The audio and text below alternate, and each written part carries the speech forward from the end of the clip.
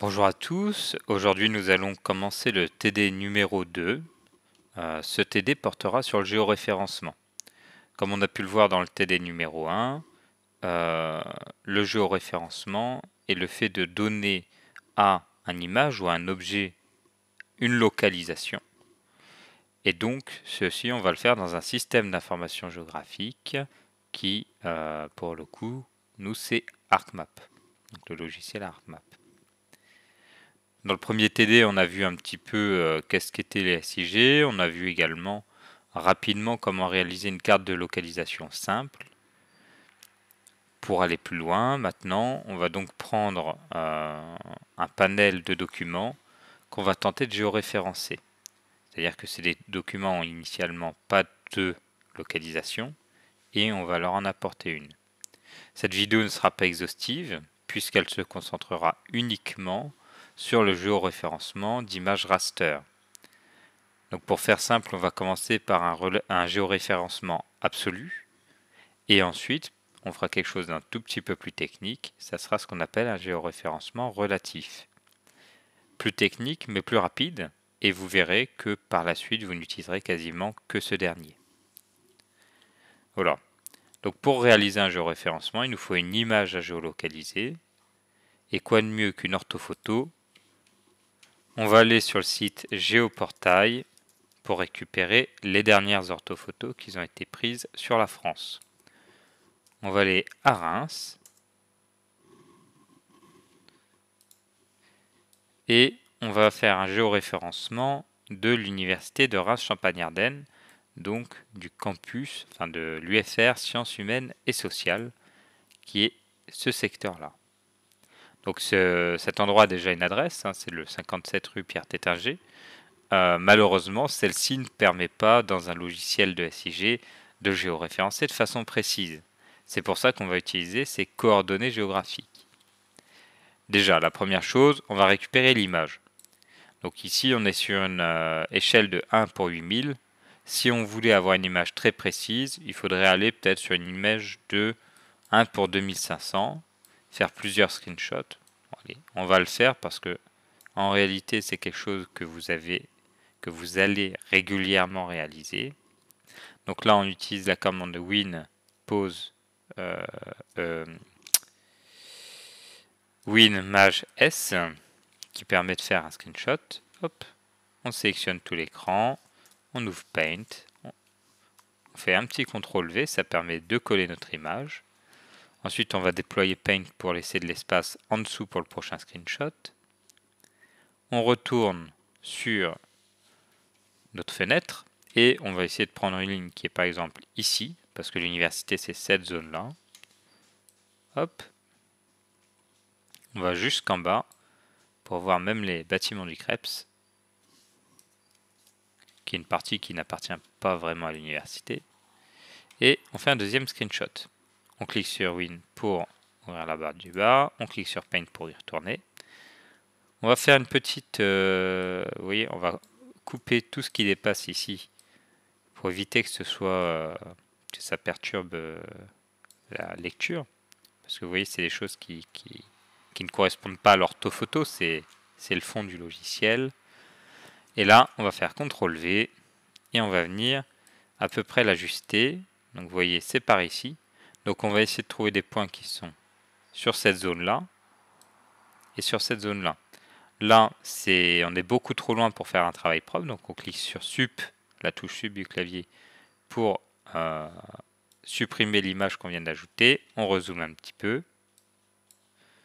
On zoome de façon à avoir les pixels. Donc on a vu que parmi les choses qu'on voit, il y a notamment ce petit point-là et le chemin qui est là. CTRL V. Et là, on va venir aligner. Vous voyez.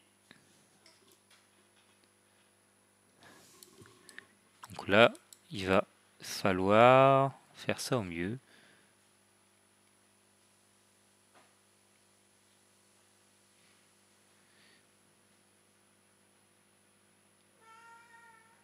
Et voilà.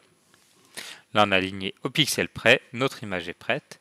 Bon, ce qui est un peu embêtant, c'est qu'on a ce petit plus et ce petit moins sur le terrain de foot. On pourrait s'amuser à faire en sorte de le supprimer. Pour l'exemple, ce n'est pas très important.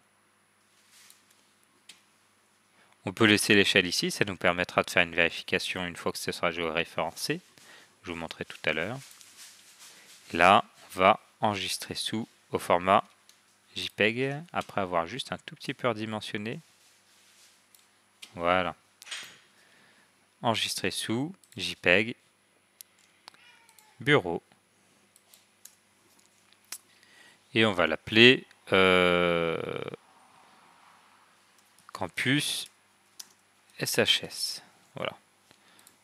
Comme je vous l'ai dit précédemment, on évite les accents, on évite les espaces, donc on l'écrit comme ça. Ça évitera tout problème dans le logiciel. Donc, une fois qu'on a récupéré notre image, il va falloir trouver des points d'ancrage. C'est-à-dire que là, on va rouvrir Paint dans un coin. On va rebasculer notre image qu'on a créée. Et on va essayer de trouver des points qui nous permettront de faire notre géoréférencement. C'est des points de coordonnées géographiques, il nous en faut au moins 5. Et donc on va prendre par exemple le coin de ce bâtiment-là. On va cliquer ici sur les outils de cartographie. On va cliquer sur afficher les coordonnées.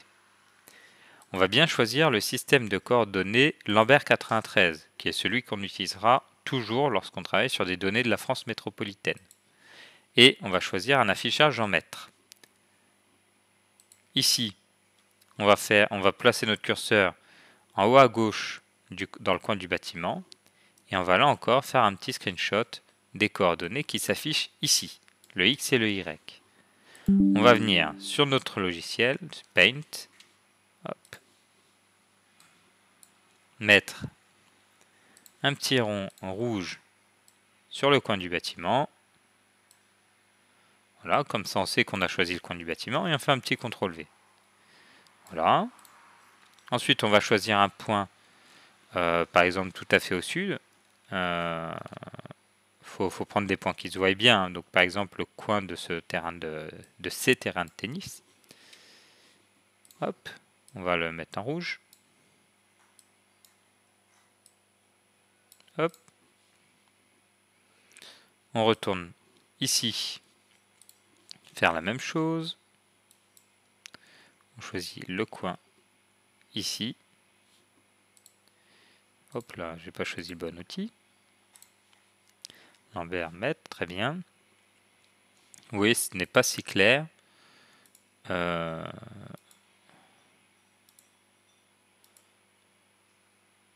bien, il ne faut pas hésiter à modifier. Hein. Si on voit que c'est pas si clair, ça sert à rien de prendre un point pour qu'il soit pas top. Donc on va prendre le coin qui est juste au-dessus. Donc le croisement ici. Hop, on place son curseur entre les deux. On fait un screenshot. Et on récupère. On le place ici. Donc évidemment, vous pouvez faire ça directement avec juste en le marquant sur votre feuille. Hein. Vous n'êtes pas obligé de faire comme moi, de mettre un petit rond, un petit X, Y, etc. Le fait est que en faisant ça, vous êtes sûr de ne pas vous tromper ensuite en faisant votre géoréférencement. Alors que si vous y alliez un petit peu avec légèreté, eh bien c'est fort probable que vous allez oublier des points ou que vous allez vous dire ah j'avais choisi le coin en haut à gauche ou en haut ou un petit peu en dessous à droite, etc., etc. Donc je vous conseille de faire comme ça. De toute façon, comme je vous l'ai dit, hein, il y a très peu de chances que vous fassiez ce type de géoréférencement de façon régulière. La plupart du temps, vous allez faire des géoréférencements relatifs qu'on verra ensuite. Donc là, on va aller chercher, par exemple, le coin de ce bâtiment-là, qui doit correspondre au Crous. Enfin, vous en foutez. Globalement, on va prendre le coin de ce bâtiment-là. S'il y a une ambiguïté, par exemple, parce que là, on a un coin qui est un petit peu bizarre, on peut mettre une flèche pour pointer le coin du bâtiment et être sûr de ne pas faire d'erreur. On peut retourner ici. Hop, rezoomer, placer notre curseur sur le coin qu'on a visé et faire un screenshot. On prend les coordonnées géographiques, on les colle.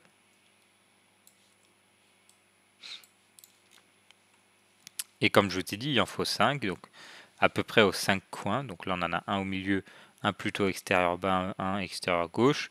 On va prendre extérieur bas et extérieur droit.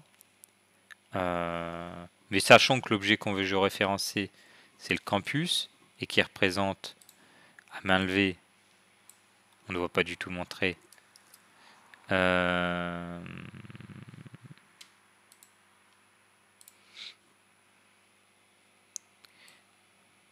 Hop, bon, on voit très peu montrer, hein, mais globalement, le campus, c'est...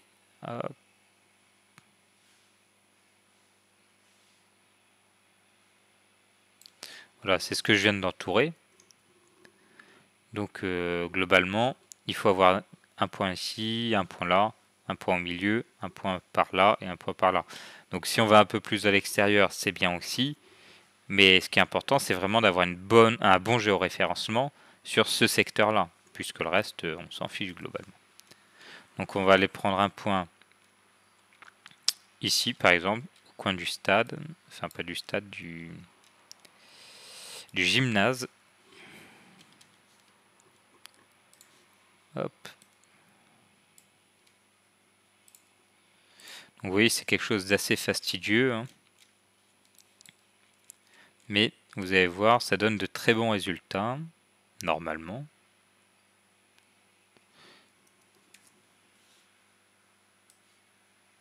Donc là, je pourrais très bien couper la vidéo et directement vous montrer l'étape de géoréférencement, mais le fait est que c'est jamais mauvais d'avoir un certain nombre d'exemples, donc je vais aller jusqu'au bout. Et on va prendre par exemple un point sur l'hippodrome. Voilà. Oh, est-ce que c'est l'hippodrome? Oui, je crois que c'est... Oui, je pense que c'est l'hippodrome. En prenant le coin qui est ici. Le coin un peu triangulaire qui se reconnaît bien.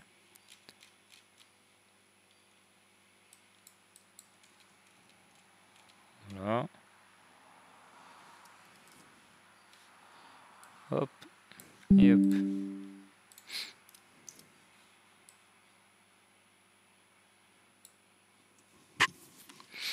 Donc, une fois que c'est fait, on va venir l'enregistrer sous avec un autre nom. Parce qu'on ne veut pas écraser notre truc. Donc, on va mettre lock pour localisation. Et on va pouvoir ouvrir notre logiciel ArcMap.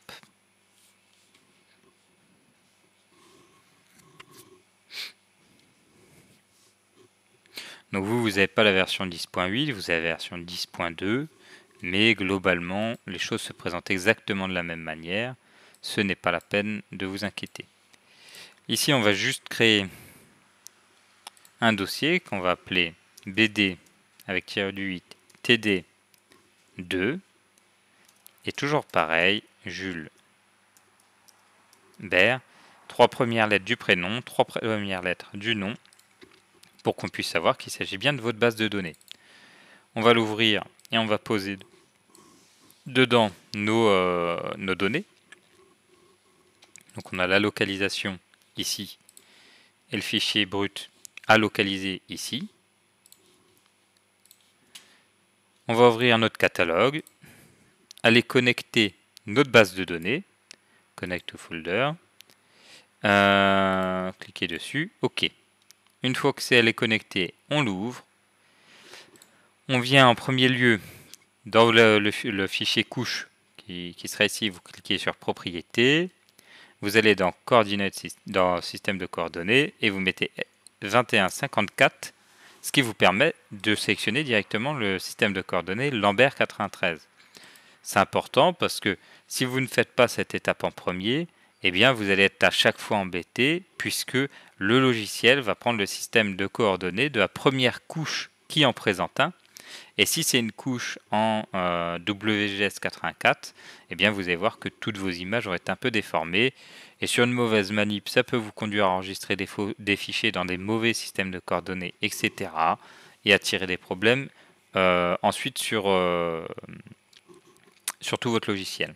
Donc, très important, première chose, quand vous ouvrez le logiciel, vous allez choisir dans les propriétés votre système de coordonnées qui est le Lambert 93.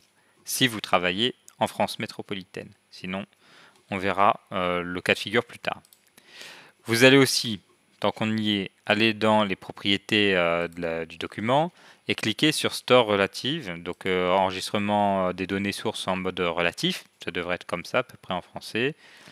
Et vous allez faire OK. Ça permet que le logiciel, quand vous allez lui dire, eh bien, j'utilise un fichier qui s'appelle Campus SHS, il est localisé dans le C, user, etc. Vous voyez le chemin d'accès. Eh bien, au lieu de se dire ça, si j'enregistre ici mon fichier dans ma base de données, donc là, on va l'enregistrer en l'appelant TD2, enregistrer.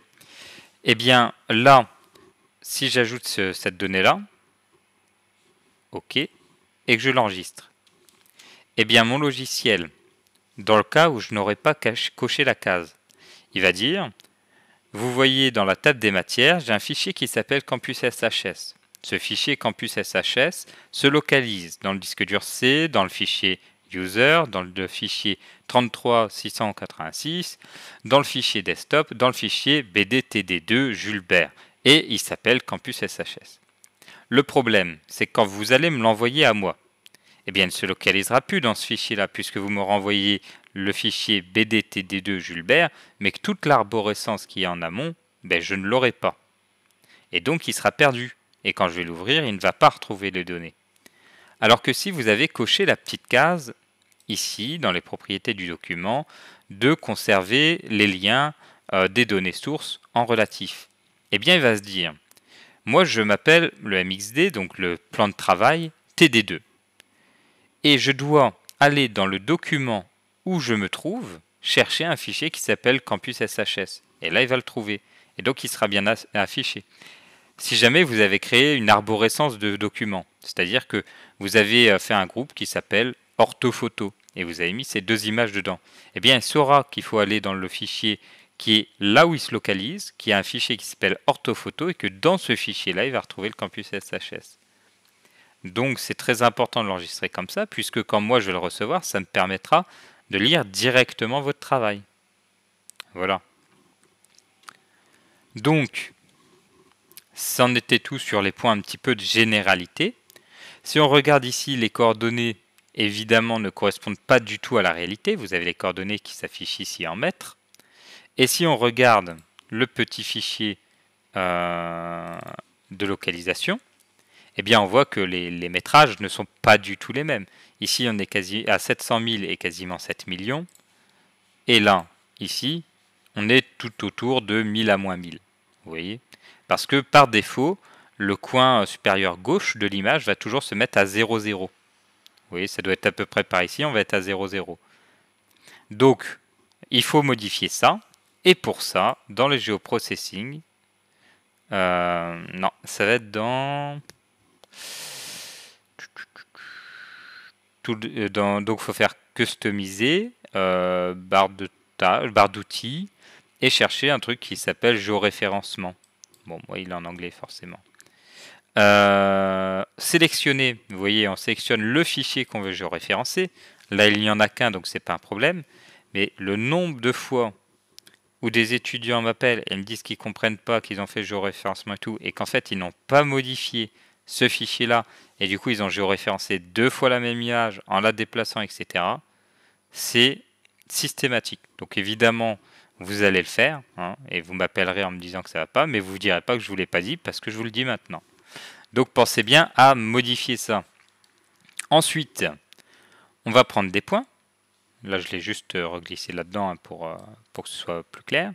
On va prendre des points de contrôle. Donc le premier outil ici, où il y a 2 petites croix, une croix rouge et une croix verte. Et on va venir poser la première croix sur le point de contrôle qui est celui qu'on avait choisi ici en haut à gauche. Vous voyez, ça met une croix verte et on pourrait aller chercher ailleurs un endroit où mettre la croix rouge, donc la deuxième croix. On ne va pas s'embêter à ça, on va juste poser la deuxième croix au même endroit. Ensuite, on va faire la même chose, on va aller chercher chacun des points. Vous voyez, on va les faire dans l'ordre des aiguilles d'une montre. 1, 2, 3, 4, 5. Donc là, on va aller chercher le point qui est au coin de l'hippodrome.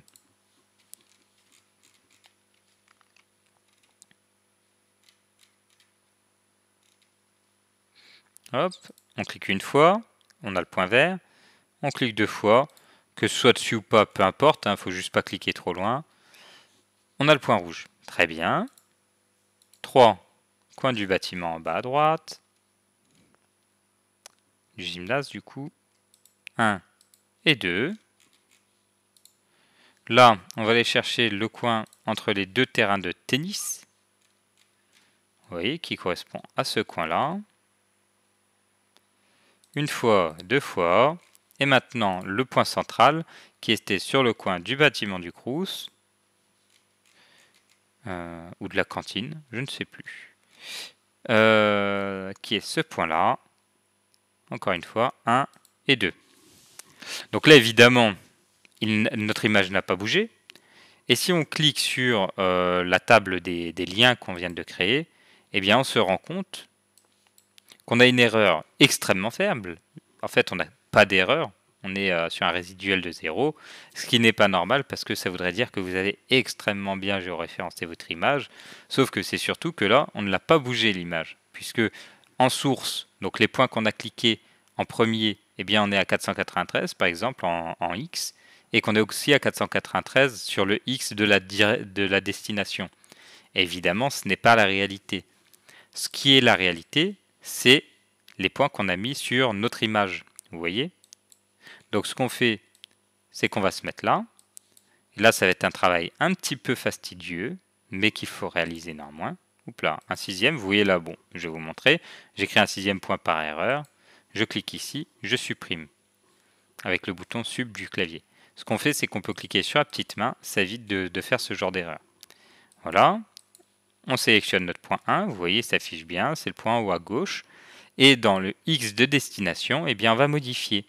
Initialement, il était à 493, on va le mettre à 772705.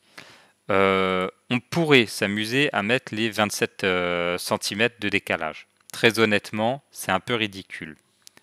Donc je ne vous le conseille pas. Là, j'ai fait une petite erreur, c'est que j'ai pas désélectionné l'auto-adjusting, ce qui fait que ça l'a déformé parce que forcément, ça allait tirer dans une direction un peu bizarre. C'est pas très grave parce que j'ai en tête le sens dans lequel j'ai été. Je sais que je vais faire ce point-là, puis ce point-là, puis ce point-là, puis ce point-là, puis ce point-là. Mais si jamais vous ne vous en souvenez pas et que vous avez besoin de visualiser la localisation du point 1, puis du point 2, puis du point 3, etc., là vous seriez embêté si vous aviez fait la même erreur que moi. Donc pensez à le décocher au tout début, ça vous évitera que l'image soit toute déformée.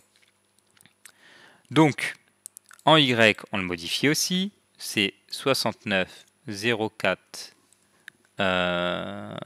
737. Donc évidemment, vous n'êtes pas obligé de choisir les mêmes points que moi, on s'en fiche complètement. Point numéro 2, donc c'est le point qui est ici. On modifie le X de la destination, donc de la carte. On met 773327. Et le Y, on le modifie également pour 69 04 514. Hop. Point numéro 3. 7731 91. Hop. Et 6904 225. Ensuite, 77 28. Là, 28. 22. On peut mettre 2,3 hein, vu que c'est un 90. C'est-à-dire que là, il faut mettre 26. Est-ce que j'ai d'autres cas de figure? Non. Très bien. Donc la point 4, ça correspond à celui qui est ici.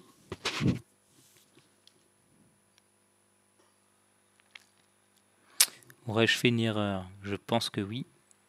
Non, ça va. 6, 9, 0, 4, 3, 3, 2. Et enfin, le dernier point, 7, 7, 3, 0, 5, 2. Et ici, 6, 9, 0, 4, 510, 511. Là, on a des résiduels qui me semblent très élevés, puisque on a quand même des différences de quasiment 50 mètres. Bon, déjà, ce qui est une bonne chose, c'est que... ok. Donc là, on voit qu'a priori, il y a un problème. Il est trop déformé, notre image. Elle est trop déformée. Donc, il faut que je retrouve où est-ce que j'ai fait une erreur. Donc, on reprend le premier. On vérifie. Le point 1. On est sur 7, 7.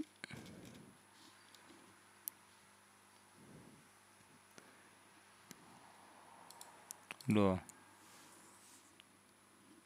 7, 7. 2, 7, 0, 5. Ah, voilà. Bon, on a eu de la chance, on est tombé directement sur l'erreur. Et vous voyez que la distance est devenue tout à fait correcte, puisqu'on a une différence qui est au maximum de 69 cm, ce qui est très faible, hein, ça correspond à 1 pixel, c'est-à-dire qu'on est sur un bon géoréférencement. Il faut bien se dire que idéalement, il faut avoir un géoréférencement qui est à 5 mètres près. S'il est supérieur à 5 mètres, le résiduel, c'est un problème, ça veut dire que vous n'êtes vraiment pas très précis. Après, selon ce qu'on géoréférence, la tolérance est différente. On verra que si on essaie de géoréférencer des cartes anciennes, et bien là, on peut se permettre un peu plus si c'est une carte avec une échelle par exemple de 1,25 millième ou 1,50 millième. Là, effectivement, 5, 10, 15 mètres, ça peut être raisonnable, même 25 mètres. Par contre, si on est sur du cadastre, même ancien, au-delà de 10 ou 15 mètres, ça commence à être beaucoup, parce que c'était quand même des documents réalisés par des topographes et à une résolution assez fine. Donc, une fois qu'on a fait ça, eh bien là, il n'est pas réellement géoréférencé, puisque les points n'ont pas été enregistrés, on n'a pas dit à notre logiciel, c'est bon, c'est les coordonnées géographiques de cette image. Pour faire ça, il faut mettre à jour le géoréférencement. Et vous voyez, l'image change de couleur, et c'est notre image pleine qualité qui apparaît, avec ses coordonnées géographiques. Tout à l'heure, je vous disais qu'on allait conserver en bas à droite notre petite échelle pour faire une vérification. Et cette vérification, elle est assez simple. C'est de prendre d'un point à l'autre et de mesurer. Et on voit qu'on est sur 50 mètres, et 17 cm pour la distance entre le 0 et le 50. Ce qui est plutôt pas mal. Je veux dire, il y a une petite erreur, mais ça veut dire quand même qu'on est dans les bons ordres de grandeur. Donc notre image, a priori, est bien géoréférencée, ce qui est une bonne chose. Voilà. Donc là, c'était la partie géoréférencement absolu. C'est-à-dire qu'on utilise des points d'ancrage qui ont une coordonnée géographique et on va les imposer à notre image. On peut faire d'autres choses. Par exemple, ici, on est donc sur le campus sciences humaines et sociales, et on peut remonter dans le temps pour voir des images anciennes sur ce même campus. Donc on va aller sur le site remonter le temps. Donc il faut bien choisir le site du géoservice, hein, du portail de l'IGN, remonter le temps-géoservice. On peut peut-être même aller sur directement ce site-là, juste en dessous. Non, je suis là-dessus. Oui, enfin c'est la même chose, hein, ça revient même. Mais ce qui m'embête un petit peu, c'est que j'aimerais bien aller directement sur le portail remonter le temps, qui n'apparaît pas directement. Voilà. Donc vous voyez, j'ai cliqué sur le lien qui s'appelle https remonter le temps.ign.fr télécharger. Celui-ci, je trouve, c'est le portail le plus simple. Vous pourriez aussi obtenir les mêmes images en passant par le géoservice ici et par ici, mais je trouve ça un peu plus compliqué. Alors que là, on a juste à zoomer sur notre ville de Reims. On peut essayer d'un petit peu cibler, même si c'est pas la peine de trop zoomer parce que les images sont quand même à une grande échelle. Réfléchissons. Courlancy, donc ça va être un petit peu plus cimetière, université de Reims-Champagne-Ardenne, enfin en tout cas l'UFR Sciences Humaines et Sociales, qui est ici. Donc, à partir de là, on peut remonter jusqu'à des photos, vous voyez ici, de 1929. Malheureusement, le campus n'existait pas à cette époque-là. Ça va être très difficile de localiser une image directement de cette époque-là. Par contre, on peut prendre une image, par exemple, des années 80, 1980, chercher l'image qui couvre ce secteur de Croix-Rouge. Donc ici, on a une image, vous voyez, qu'on peut cliquer et ouvrir. Donc vous avez tout un tas d'informations sur cette image-là. Et ce qui est intéressant, c'est surtout d'aller chercher, bon, là on a l'hippodrome, qui est un bon point de repère, et ici on a le cimetière. Je ne vais pas m'avancer, je ne me rappelle plus c'est lequel, mais en tout cas c'est un des cimetières de la ville de Reims. Et donc le croisement entre les deux, ça nous donne l'université, enfin l'UFR Sciences Humaines et Sociales. On reconnaît bien les coquilles, et on voit que énormément de choses ont évolué entre cette époque et aujourd'hui, mais un certain nombre de choses n'ont pas évolué, notamment certains croisements ici, la présence de résidences polygonales ici, la présence de l'hippodrome et plein d'autres choses. Et tous ces points de repère, ça va nous permettre de localiser cette grande image sur la petite image qu'on a déjà géoréférencée ici. Vous pouvez aussi utiliser des fonds cartographiques ou qui sont géoréférencés, comme le Scan 25, que vous retrouverez sur le géoservice, mais aussi des données comme la BD Topo, que vous trouverez également sur le site du géoservice, et qui vous permettront d'avoir par exemple les routes. Et en croisant les croisements de routes, pour ainsi dire, eh bien vous allez réussir à les localiser. Après, d'une image à l'autre, c'est peut-être là où c'est le plus simple. En tout cas, on clique sur télécharger, ce qui va nous télécharger un fichier, normalement il me semble en JP2, donc que vous ne pourrez pas forcément visualiser si vous n'avez pas GIMP ou Photoshop, mais ce n'est pas très grave puisqu'on va l'ouvrir directement dans notre logiciel et il n'y aura pas de problème. Donc on va attendre que ça se télécharge tranquillement.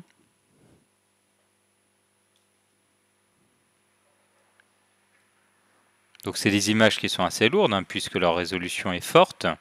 Vous voyez 26 MO pour une image, c'est pas mal, puisque comme vous le voyez, on est quand même sur une très grande image. On a la moitié de Reims quasiment, plus tous les champs, donc voilà, à une échelle de 1,29 000, enfin bref. Donc, on va récupérer dans nos téléchargements notre image qu'on va aller positionner dans notre base de données. Hop, c'est envoyé. Donc ici, on la retrouve notre image. On vient ouvrir notre logiciel, le catalogue qu'on vient mettre à jour. Clic droit, refresh, et vous voyez maintenant notre image qu'on vient de télécharger, IGN-F PVA 1981. Bon, vous voyez, c'est là où il y en a toujours des petites surprises. Là, elle est marquée 1981, alors qu'elle était affichée 1980 sur le site de l'IGN. Bon, c'est pas très grave, mais parfois ça peut être embêtant selon l'étude que vous menez. Donc vous voyez là, je l'ai ajouté. Il m'a dit qu'il n'avait pas de système de coordonnées. À la limite, on peut lui en donner un, puisqu'il n'en a pas. Vous voyez ici, je le clique ici, il me dit ENO spatial référence. C'est pas grave. On va venir lui en appliquer un. On va venir dire que c'est du Lambert 93. On fait un petit clic droit dessus, propriété. On vient scroller. Edit spatial référence 2154. On clique sur Lambert 93. OK. Et on le place. Évidemment, la géolocalisation, si on fait zoomer sur la couche, n'est toujours pas bonne, puisqu'il va toujours nous mettre le coin en haut à gauche en 00 de coordonnées. Il faut donc relocaliser cette image. On va chercher des points de correspondance. Donc on a notamment l'hippodrome et le cimetière qui doit être Là, ça a un petit peu changé d'orientation, donc c'est difficile. Hippodrome, cimetière, université de Reims. Très bien. On va venir placer un premier curseur au milieu du cimetière. Vous voyez, erreur classique, je l'ai dit tout à l'heure. On n'a pas changé l'image à géoréférencer. Donc là, je suis en train de placer 1.6 au mauvais endroit sur mon campus SHS. Donc on l'ouvre de nouveau, on le supprime et on pense bien à changer notre image. Donc, on clique sur notre cimetière, on va sur notre image qui est correctement géoréférencée, on se rend compte qu'il n'y a pas le cimetière, donc on va le mettre juste à la louche, histoire de rapprocher les images, par ici à peu près. On va prendre le centre des coquilles, ici, et on va le mettre sur notre seconde image, au centre des coquilles. On va prendre le petit bâtiment de l'hippodrome. Est-ce qu'il existait à l'époque? Je ne sais pas. Je n'ai pas l'impression. Par contre, les barres d'immeubles, on peut prendre le croisement qui est ici, au-dessus des barres d'immeubles. Vous voyez, ici, on a le croisement au-dessus des barres d'immeubles. Là, il va se retrouver tout déformé parce que le premier point qu'on avait mis était assez hasardeux. Donc on va venir supprimer le premier point qu'on a mis, ce qui réaligne pas trop mal notre image. Maintenant, on va chercher des points de correspondance en allant de plus en plus fin. Donc par exemple, est-ce que dans ce coin de l'image, on est capable de trouver des points de correspondance? Bon, la réponse est oui, il est extrêmement clair. On peut récupérer par exemple ce croisement-là. Donc on va sur l'image à géoréférencer, on clique sur le centre du croisement des deux, et on vient cliquer sur le centre du croisement des deux ici. Voilà. Ensuite on va venir faire la même chose en essayant de s'éloigner au maximum. Vous voyez le centre des trucs, ça marche pas mal. On voit que ces bâtiments-là étaient déjà en place dans les années 80. Donc on va venir les prendre comme exemple. Donc on prend en bas à droite du bâtiment. On change d'image en bas à droite du bâtiment. Enfin, c'est la gauche, peu importe. On va aller prendre une image au niveau du rond-point. Est-ce qu'on a quelque chose qui nous aiderait à bien géoréférencer? Ben oui, on a ce bâtiment-là, qui est tout à fait le même sur les deux images. Voilà. Donc là, on a déjà le point 5, 4 et 3 qui sont très précis. Donc on peut supprimer le point 1 et 2 qui étaient assez hasardeux. 1 et 2. Voilà. Et on va venir placer des points encore aux extrémités. Vous voyez, là, on a le bâtiment qui est là, qui n'a pas bougé. Donc on vient cliquer sur notre image, toujours. Et maintenant sur l'image qui nous sert de point de repère. Très bien. Et enfin, on va prendre un cinquième point pour finir de géoréférencer. Donc, est-ce qu'on a quelque chose à peu près de central? Eh oui, on a le bâtiment où il y a la cantine, avec ce coin-là, intérieur, qui se reconnaît bien, qui correspond effectivement à ce coin-là, à l'intérieur. Donc là maintenant, on peut constater qu'on a un résiduel assez faible, qui est de l'ordre de 1,7 m, et donc c'est un géoréférencement qui est quand même plutôt pas mal, à 2 mètres près. C'est pas exact, mais globalement, si on passe d'une image à l'autre, vous voyez, ça marche très bien.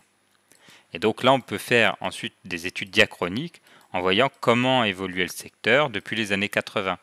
Et en repartant ensuite de cette image des années 80, on peut géoréférencer des images plus anciennes avec des points de repère qui ne seraient pas présents aujourd'hui mais qui auraient été présents dans les années 80, etc., etc.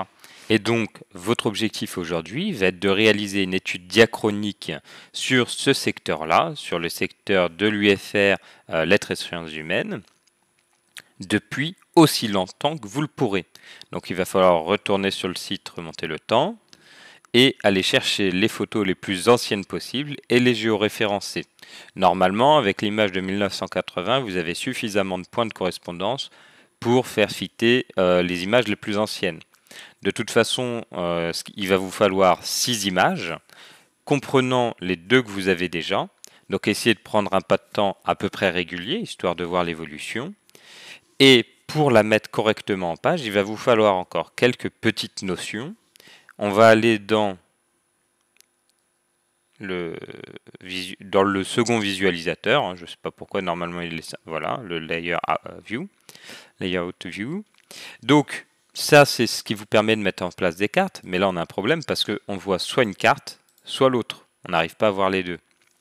Et donc, pour éviter d'avoir ce problème-là, on peut créer, en faisant insérer, data frame, une deuxième couche, en fait, dans la table des matières. Enfin, dans la table des matières. Et glisser d'un à l'autre les différentes couches. Ce qui fait que là, vous êtes capable, donc vous utilisez toujours le premier layer pour visualiser finalement l'intégralité de vos cartes et travailler. Vous voyez, si on le réactive, parce que là il est plus actif, on va basculer dessus. Il faut toujours avoir ce premier layer où vous mettez toutes vos cartes pour faire le géoréférencement des unes par rapport aux autres. Mais une fois que le géoréférencement est enregistré dessus, eh bien vous pouvez créer un nouveau data frame, donc une nouvelle couche quoi, et glisser votre nouvelle couche dedans.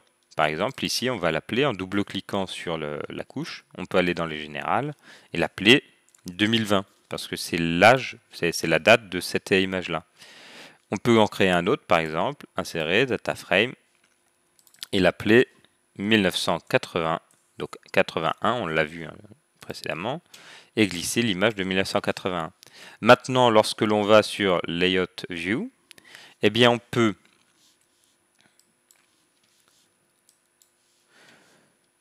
mettre, par exemple, ce premier layer, vous voyez, j'ai cliqué dessus, il est en gras, donc c'est ceux qui vont ensemble. On peut le mettre à l'extérieur de la zone, puisque celui-là ne nous intéresse pas. Par contre, 2020 et 1980 nous intéressent. Donc là, on voit que c'est 1980. Là, on voit que c'est 2020. Et on va être capable de mettre ça en page. Donc, hop, hop. Il existe différentes petites astuces pour obtenir le même zoom d'une carte à l'autre. Donc ça, je vais vous laisser rechercher si vous êtes intéressé. Mais en tout cas, ça se passe dans Propriétés ici et quelque part dans ces onglets-là. Voilà, c'est tout ce que je peux vous dire. Sinon, vous pouvez toujours juste faire des zooms à la main et essayer de zoomer pour avoir quelque chose qui correspond à peu près d'une couche à l'autre. Vous voyez, l'université doit être à peu près par ici.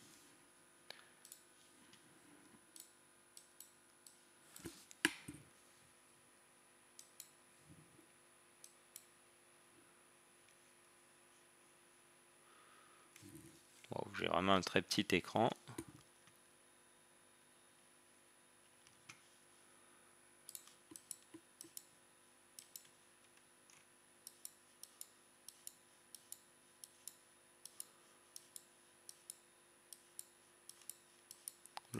J'ai pas l'air d'être dans le bon coin de Reims. Hop, on a le cimetière. Et on doit voir l'hippodrome. Donc la fac est au milieu. Voilà.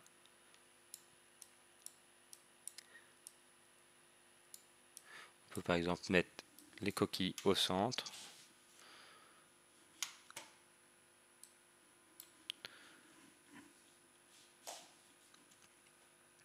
De la même manière, ici, on peut centrer les coquilles. Hop. Donc, vous pouvez jouer sur le zoom, vous voyez des différentes images à ce niveau-là pour obtenir le même zoom. Vous pouvez jouer dans les propriétés sur le fait que le zoom d'une image va être pris sur celui de l'autre. Donc ça, je vous laisserai rechercher. Mais vous pouvez aussi jouer sur la taille et la position du cadre. Donc ce qui va vous intéresser, c'est de mettre les mêmes tailles, par exemple. Et ensuite, une fois que vous avez fait ça, eh bien, il faut bien penser à mettre pour chaque petit cadre une flèche de nord. Vous voyez, ajouter un nord, ajouter une barre d'échelle. Même si c'est le même zoom sur toutes les images, c'est quand même important de rajouter ces deux choses sur toutes les images. Et il sera important aussi d'insérer en texte la date, donc ici 2020, hop, qu'on pourra modifier pour être un petit peu plus visuel.